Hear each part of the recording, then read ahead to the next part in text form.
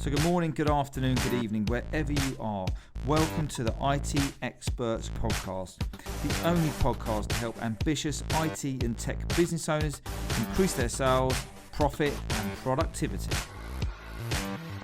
So hi there, this is the IT Experts Podcast, and in this special episode we talk to Terry Forsey, who is a sales and marketing expert. Good morning, Terry. Morning. How are you doing today? Very good, thank you. Excellent stuff. So really excited about the show that we're going to be sharing with our IT and tech community today.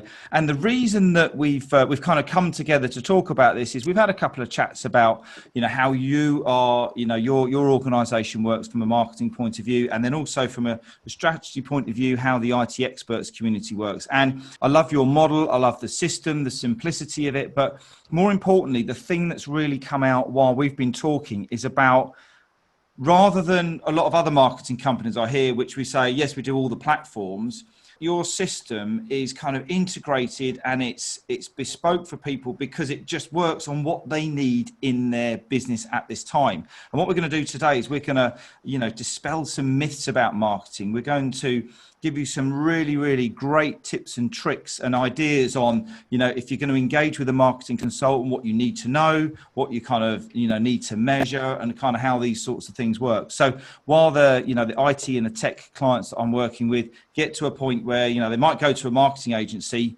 I really want to make sure that this show just absolutely gives them all the value that they need, so they know what they need to do, how they need to do it, more importantly for me, how they're going to measure their results. So the first question we've got really is, why is it that marketing activity and the whole marketing landscape is not just about one activity, content on LinkedIn or posting out on Google or whatever it is? Kind of what's your overall philosophy, Terry, around this area?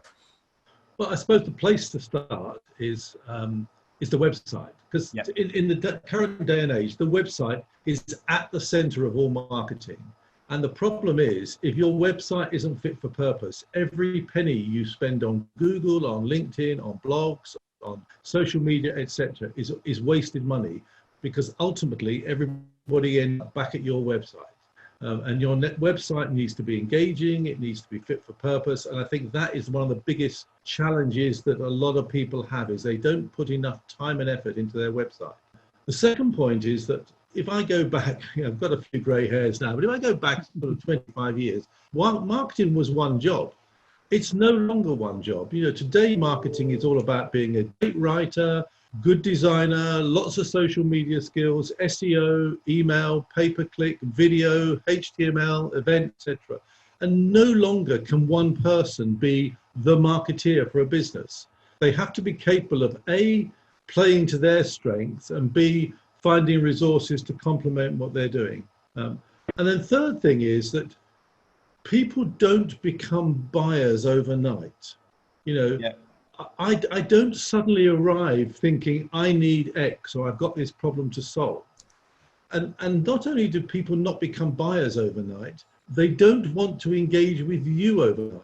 What the buying process that they go through, and this is a very common theme in a lot of the stuff that is to say, don't think about marketing as something you do to people. Think of it as something you do with people. To do it with people, you have to understand the journey they're taking. And the journey they're taking is, before they become an active buyer, they're going to go through education, and they're going to go through some investigation, and they're going to go through research. And an organization in the States called Knowledge Storm has done some research that says 85% of buyers want at least 3 pieces of valuable content before they want to engage with a supplier. Mm-hmm. And what is value? In that situation, value is measured by the recipient, not by you. Yeah. In other words, you can put together the world's best piece of collateral, but if it doesn't ring the other person, don't worry about it. It may ring the bell with somebody else. So to be able to get 3 pieces of content, you kind of need an engine that pumps out valuable content to people. That's the important thing there. And then a much more important stat, and this is one from Google, and that is that before an organization becomes a buyer, they need to consume 10 pieces of valuable content on their journey.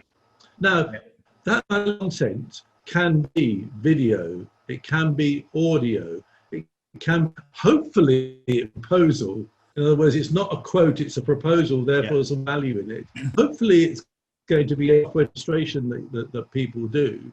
But the whole journey needs to be a constant delivery of value from your organization to your prospective customer. And in that process, you need to make sure that you're measuring that value and that you're monitoring who's engaging and who's not. So why is it no longer one piece, one activity? Because it's a journey that the buyer's taking, and you've got to mirror that journey in what you do with them. And how's that change? I mean, obviously, I'm going to say obviously, you might prove me wrong here. This is all now, the amount of content, the amount of, online, and people can now look at your content and gather the value, because obviously the internet's there. So I'm going to say obviously, because people are now buying from the internet. They don't need to come to your showroom. They don't need to see your brochure. They don't need to hear you talk. It's around that. And is it the way that we're now buying offline in the whole digital marketing space and the social media and all of that activity now that's driven this kind of split and this multi-discipline type of marketing activity as opposed to traditional? Yeah, well, if I go back to the first job I ever had, I sat in a sales office, and in the corner of the sales office was a big pile of brochures, and our manager said to us, "Those brochures cost £5 each. I don't want them to be old Tom, Dick, and Harry. When you speak to someone, make sure they're likely to buy something before you send it." So I was the custodian of information. I decided who was allowed to get my £5 brochure, right? Now that's turned on itself on its head today. The customer determines what they're going to research from you.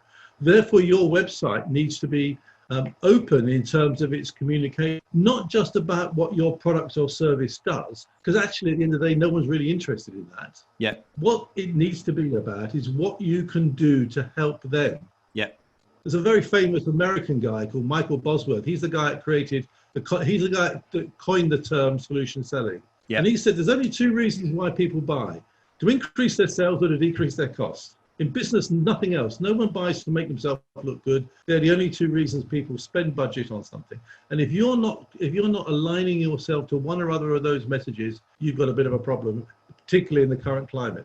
And you see this quite a lot. And I know that your main area of business is working with software companies, isn't it? And particularly, obviously with myself and the software and the tech guys, they're so focused on the technical side of the business. They're so focused on, this is my great product. This is what people need to, they need it. And then they're going, yeah, but what are they actually buying? And with a lot of conversations that we have, I know I have, and I know that you do as well, is around, yeah, but how am I feeling when I buy? And they're going, well, you're crazy. What are you talking about that for? What does it make me feel like? And as you say, it's either I want to increase the sales or kind of increase the costs. Talk to me about your attract, engage, nurture, close. And I see you've got a rather colourful banner behind you there. So if you're on YouTube, you'll be able to see this colourful banner. If you're on the podcast, there's a very colourful banner sitting to the side of Terry, and I've got some rather interesting blue lights up my back. So it's a really colourful show. So go and check out the YouTube channel as well. But talk to us about your model there and that image you got there, Terry. I mentioned earlier on about the way people buy. The important thing is that anybody's marketing strategy needs to align to the way people buy. So the strategy needs to be, how am I going to attract people to my website? Number one, because the website is the center of everything we do. Number two, when I get them on the website, how do I set about engaging with them? Number three, when I have engaged with them, and therefore I have them in my database, how am I going to nurture them to make them an effective potential customer? And finally, how do I recognize who I should be closing with, who I should be closing onto? So I'll turn around now. The attract strategy at the top is all about online activity and social interaction to drive people to your website. And fit for purpose website needs a range of landing pages that are aligned to the messages that you're attracting people against. And therefore the engage strategy needs to be all about creating interest and capturing new content and responding to that interest. And I'm going to put one very important word in here: automatically.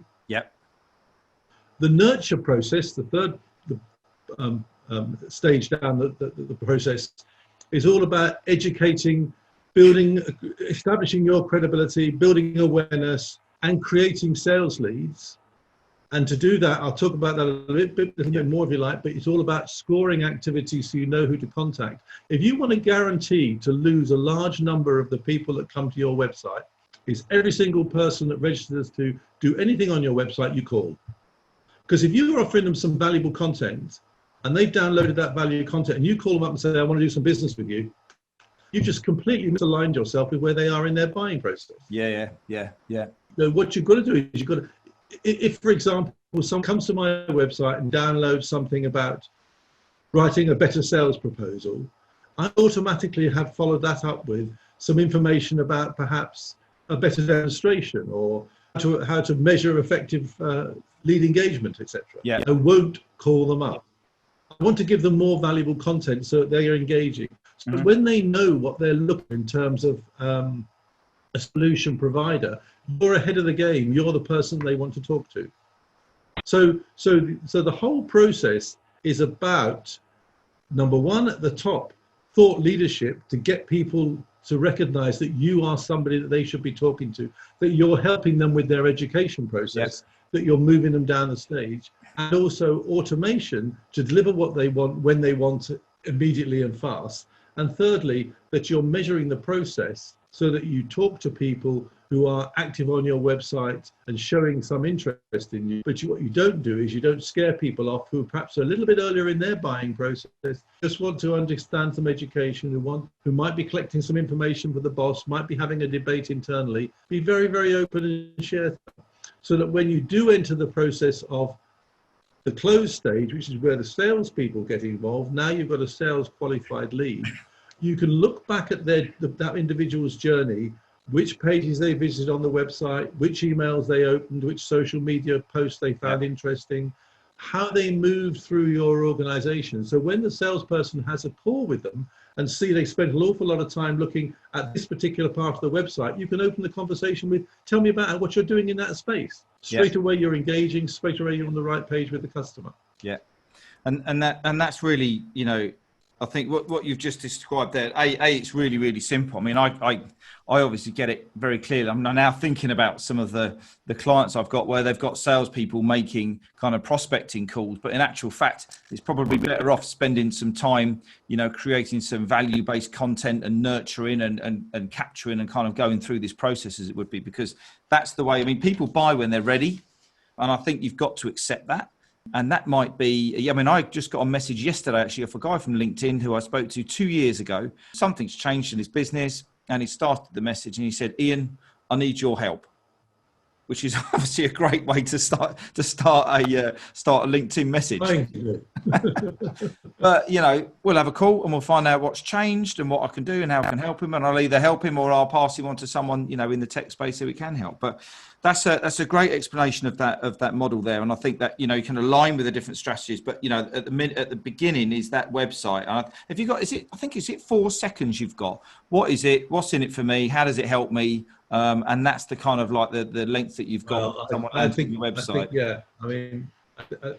I think you've got to aim for something sub 2 seconds. I'm either there or I'm gone. But the very interesting thing is, you mentioned the telephone, and I mentioned the hard brochure. You see, to me, both of those tools are still have place and are still valid in the marketplace today. But what's happened is they've moved further down the process. The days of an agency doing outbound calls, 70, 80 calls a day, bang, bang, bang, try and set up appointments. You can't get hold of anyone today. In lockdown, people aren't available. You haven't got their mobile phones. The phone system is just taking messages or referring you somewhere else. Those days have gone. What we find is, whereas originally the telephone would be right at the top of the process, today, people at the early stage, is the LinkedIn stat, not the Terry Forsey stat again, 80% of buyers want thought leadership information at the early stage of their process. When they're down here, when they're at the nurture stage, when they kind of accepted the fact that you might be an interesting supplier to them, then that's the stage where you, instead of ringing 70 calls a day, you cut that down to 25 calls, and each call you want to be a quality engagement, not a bang, let's move on, let's see if we can find somebody. So the role of the phone has transformed, and I find that the phone warriors that could hit the 75 calls a day have matured into conversational salespeople who can tell compelling stories, and that they need to be capable of holding their own with a senior guy, having a conversation about their business and their business challenges. Not hit the phone, are you interested? I'll put you through and let's do a demo next Monday. That's a really interesting point, actually, and people get, I think with the way the world is at the moment, with a lot of online world, I think more and more people are getting scared about talking to people. It's quite interesting as people go through the phone calls are going down, but they're getting more and more important, which is obviously very relevant when we come to the closing. Talk to me about the different types of digital channels, just briefly on this one, because what I hear is people saying, we're putting it out across all social media. And I sort of say, what does all social media mean? Well, we do a bit on Twitter, and then we do a bit on LinkedIn, and we do a bit on Facebook. But there's a reason that there's different digital channels, because they all have different, people are on them for different reasons. Can you just give us a kind of a quick high level blast through the ones that are most powerful? And probably, I don't, want to be detrimental to any of them, but if they've got, Twitter, for example, I've never really kind of got on with Twitter. I've always found it a bit noisy, but then there's other people who are saying it's absolutely brilliant. But whenever I've asked anyone how many leads can you attribute from Twitter, no one's ever really come up with an answer. So I'm not sure if you can help us out with any of these types of conundrums. Okay, so just before I answer your question, just to emphasize, my experience and my day job is software companies in the B2B space.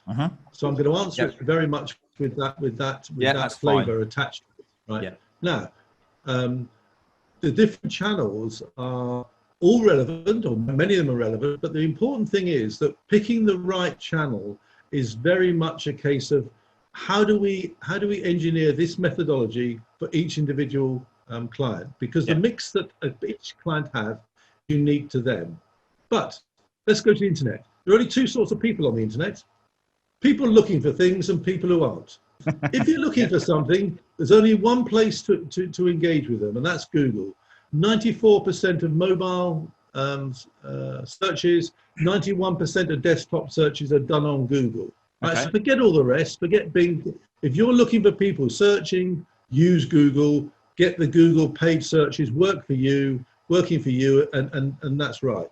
And if you're not searching, where are most B2B people present in their day job? LinkedIn. 22 million people in the UK are on LinkedIn. Now, depending upon the sector you're in, they may be more or less prevalent there. But as a broad statement, I would say the second most important thing to consider is searchers Google, non-searchers LinkedIn. Drill down for the segment. Make sure you've got a decent presence there. Make sure we can target you on LinkedIn and take it forward. So that's kind of like the internet bit, right? Then we say, well, okay, what about social media? Well, in the B2B space, and this is where I'm talking excuse the phone ringing, someone will pick it up in a second. In the B2B space, LinkedIn is the social media for your day job. Facebook is the social media for when you go to the pub. Right? So if I'm selling a B2B tool, I'm a serious B2B tool to serious business people, use LinkedIn, don't use Facebook. Or if you're going to use Facebook to remarket to people you caught on LinkedIn. Okay? And then the other question is, what about the paid versus the generic route? Well, both are valid. They have purpose. For example, if you've got a good Google account and you've been rock and rolling with your website and it turns up great on certain SEO, you can reinforce that with paid search, or you can not use paid search, you can use SEO and you can reinforce it with remarketing. A little known tool that's available within Google, if you've got a decent account, you can take all the cold data that you've got in your organization, upload it into Google and market to those people through Google. As a paid search, a paid display ad. And you can do exactly the same thing with LinkedIn. You can target people based upon their profile. You can target people upon their interest, but you can also upload data onto LinkedIn, and you can target people based upon that data.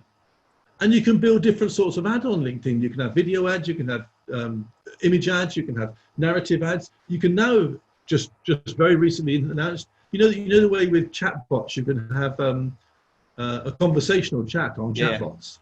Well, you can do the same thing now with a LinkedIn ad. So there's no right and wrong answer. The right and wrong answer is based upon who you're trying to get, who you're trying to target, and what you're trying to promote to them. Yeah. That's why when someone says to me, what should I do? I said, well, tell me about your business. Tell me about who you're trying to reach. Tell me who you are. Tell me what you do. Well, in that situation, maybe we should be thinking about this. And your messaging needs to be sharpened up to make it more compelling when we reach people. And that's why there is no one right answer to your question. The answer is what's best for each individual business. And that was kind of where I was expecting you to go. And that was what I wanted you to say, because I get so many people who would pick up a marketing agency and they'll say, yeah, well, we're doing everything. And they're just putting a bit of content. They're not even putting content out there. They're just telling people brand awareness.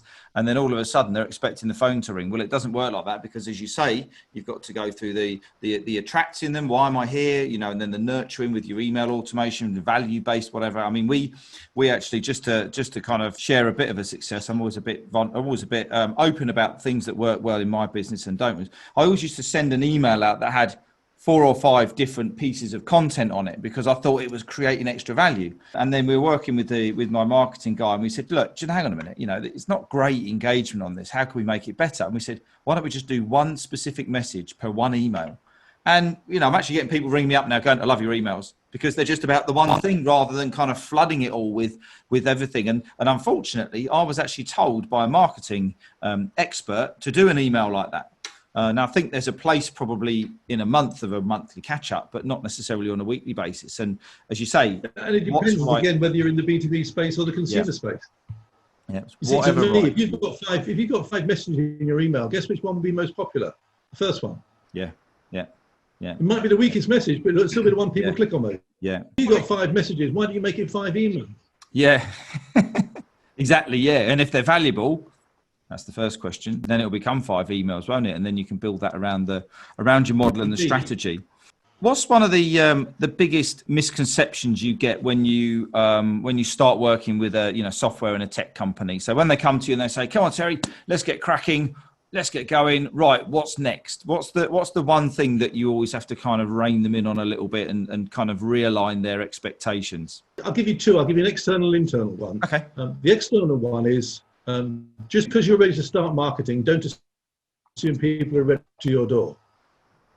Okay? And the internal one, or the personal one, is because nobody knows who you are, because no one's ever heard of you, no one's ever heard of your brand or your name. Right. And therefore, what you've got to do is you've got to establish your credibility, and that takes time. Yeah. You've got to start delivering valuable content. You've got to wait for it to percolate through. Because it's exactly the same as the way we buy. We don't buy from the first person we find, and what we do is we wait. If you don't know who you're talking to, you want to identify their credibility by talking to someone else or researching a bit more, etc., etc.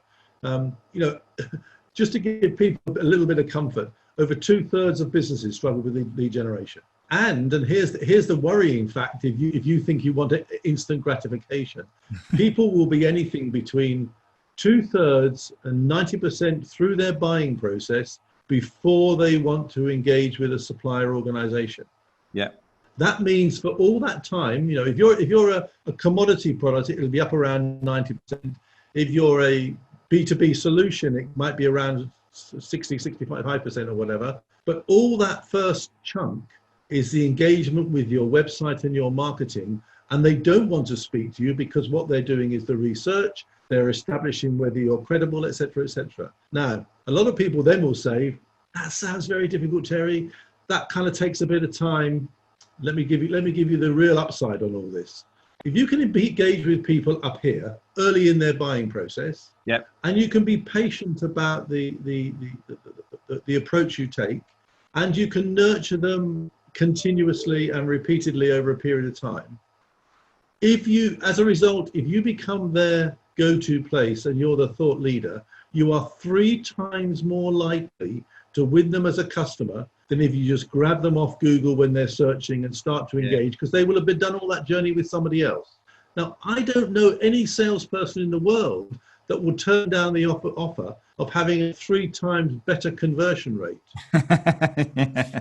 Therefore, you've got to invest the money in marketing, because at the end of the day, the most expensive commodity, most expensive person in most organizations when you're paying out commission is the sales guy. Yeah. And one of the lowest people when he's not performing is the sales guy. Yeah. So rather than expect the guy to perform without giving him leads, and therefore him, her, them, and have them sort of shooting back and trying to trawl the marketplace and create their own leads, is bluntly, you need fewer salespeople, you need more marketing resource, and you need a process to deliver a continuous stream of resources into the sales team. But you need to make sure that it takes the time, because if it takes a person 3 to 6 months to go through the journey of becoming a buyer, don't expect them to see your advert and beat their way straight to your door. No, they're just going to want to be nurtured, as you say. They want to be nurtured. They want to be educated. They want to have confidence. I find a big word right now I'm getting in the tech support space, particularly, is around confidence in how the processes work. Before you engage with someone, if you're going to be on an ROI basis, like any marketing or any business growth strategies, or even to the kind of peer groups and things like that, you're going to want to know, well, how's it going to work? How am I going to get my money back? And I need confidence that this actually works. So a lot of it's around, the credibility, the testimonials, and those types of things as well. So look, that was really great, Terry. Thanks very much for your time today. And I think we've kind of surmised that the most important part of any marketing activity is your website, then it's your activity, then it's how you're going to automatically nurture them, and then move it down to the sales process. So I would urge every single one of you to go back, listen to this again. Think about the things that you're doing in your business. Think about the things that you should be doing in your business. And Terry, do you just want to just take a couple of minutes and just let people know how they can get in contact with you, kind of, what you can offer them? I know you've got some amazing content going on out there right now to help people with their own buying process with yourself. But yeah, just if you just want to let them know kind of who you are and where you are, then that would be great. Yeah, no problem. Finding me is very easy. Just type in Terry Forsey and you'll find our website, terryforsey.com. We have a whole stack of resources on there that you're very, very welcome to download, and we will not bamboozle you and bombard you with phone calls if you do that. On the top of our website, there is a series of videos called Smart Marketing Success. It's only 5 videos, but it takes you through each of these key stages of the process. Brilliant. And just fleshes those out. There's also a series of guides called Smart Marketing Mix, which expands in terms of written content, everything we've been talking about today. Just download them, guys. Help yourself. You're very welcome. If you want to speak to me, just fill out the form on the website or give us a call, and I'll try and fit it into my diary and we'll have a chat. It's not a problem. That's fantastic. Brilliant. Thanks very much, Terry. And once again, thanks again for your time in setting up the show, organising, structuring everything out so we can offer massive value to our listeners. So that's it for me today. I'm going to catch up with you guys on the next one. See you soon, Terry. Cheers. Bye-bye. So thanks very much for listening. I hope you enjoyed the show. If you did, then please remember to subscribe, rate and review. I'd really appreciate that. And also check the show notes out for all the latest developments at the IT Experts Growth Academy. If we haven't already, then let's connect on LinkedIn, YouTube and over at our website at innovatetosuccess.com. Until next time, you look after yourself, and I'll catch up with you soon.